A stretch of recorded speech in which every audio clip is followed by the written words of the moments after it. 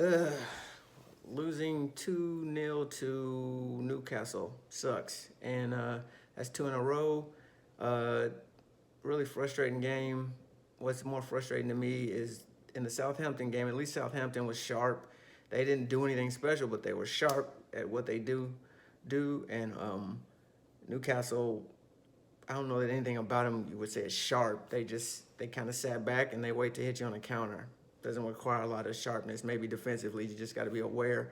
But I don't even think we troubled them defensively. So it just was frustrating. We just went back to the old Everton that's slow and uh, lethargic through the middle of the pitch with the ball and things, passing it around the back, around the back, around the back.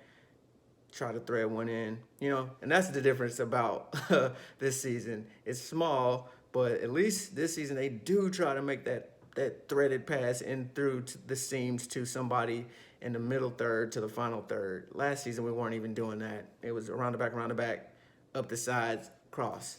We got another trick we try to play. Um, so yeah, but it's all happening too slow. I mean, our guys just want to have the ball and have space. We just have players in the middle of the pitch that, except for like Allen, who will try to hold a guy off, and Decore, again, who will try to hold a guy off and do something with it. Uh, Sigerson and Gomez just want space. They're not good unless they have space to do something. Even James, who's slower than molasses, a lot of times will get the ball and either know exactly what to do or will make time for himself to figure out what he needs to do next. Sigerson and Gomez just don't do it. Gomez used to do it, and it just slows down when it gets to him now. And sometimes they try to one touch it, and it's like they don't even believe in the pass they tried to make. They do it and they go, "Ooh, I hope it gets to him." It never does really. So if I were them, I would just sit and watch James tapes and videos all week. I'd skip training and be like, Ancelotti, I got to figure out what this other guy does because it helps, and we don't know how to do it. So whatever. I don't want to beat a dead horse.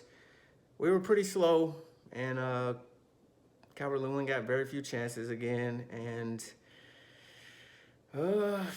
just made it easy for Newcastle, really. They got their goal off of a penalty, and after that penalty looked weak to me, but whatever, I'm probably biased.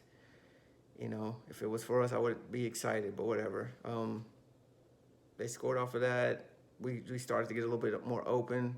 There were some weird substitutions, and it didn't help things. Decore ended up playing as a fullback. I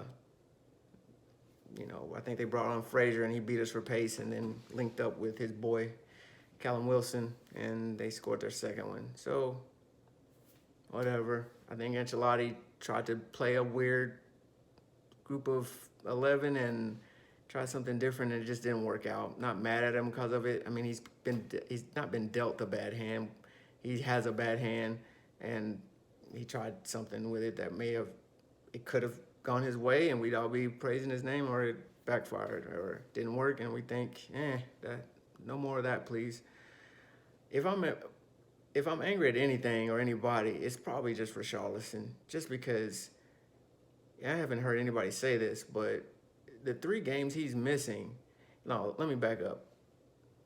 For 2 summers in a row now, we've been hearing about how he wants to eventually go to one of the bigger clubs in Europe, like Barcelona specifically. And, I'll give them another year.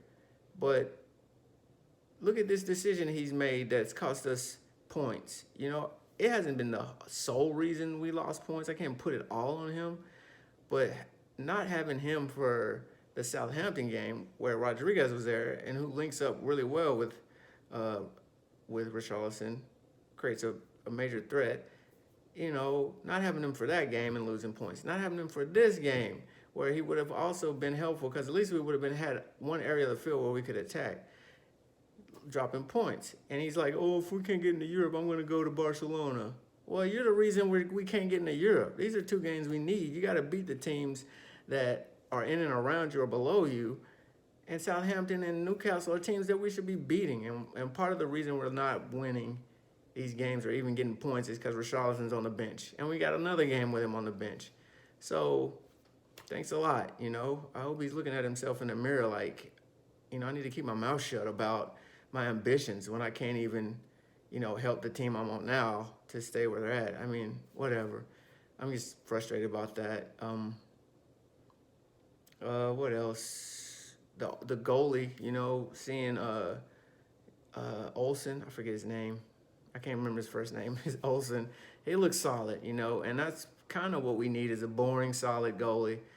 It'd be nice if we were going to get to see him a little bit more, but Ancelotti's already said Pickford's in the next match, so who knows what we'll get. I know Pickford's had it rough. I don't want to bash on him, with everything that's been coming his way.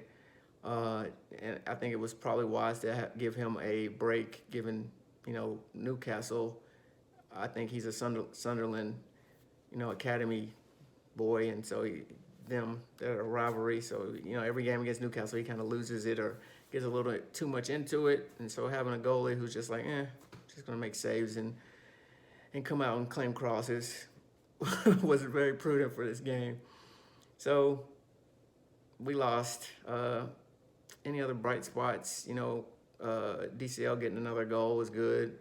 It's not his fault. He's having to drop back and try to be creative.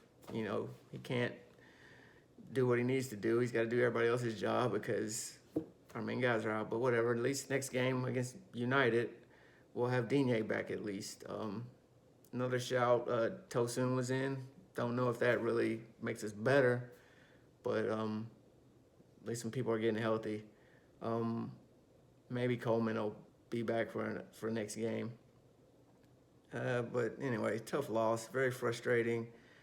I can't, like I said, even though I railed on Richarlison, it's not any one player's fault or any one thing's fault. It's just a myriad of things that culminated in a very last season type performance for Everton. So leave it at that and move on.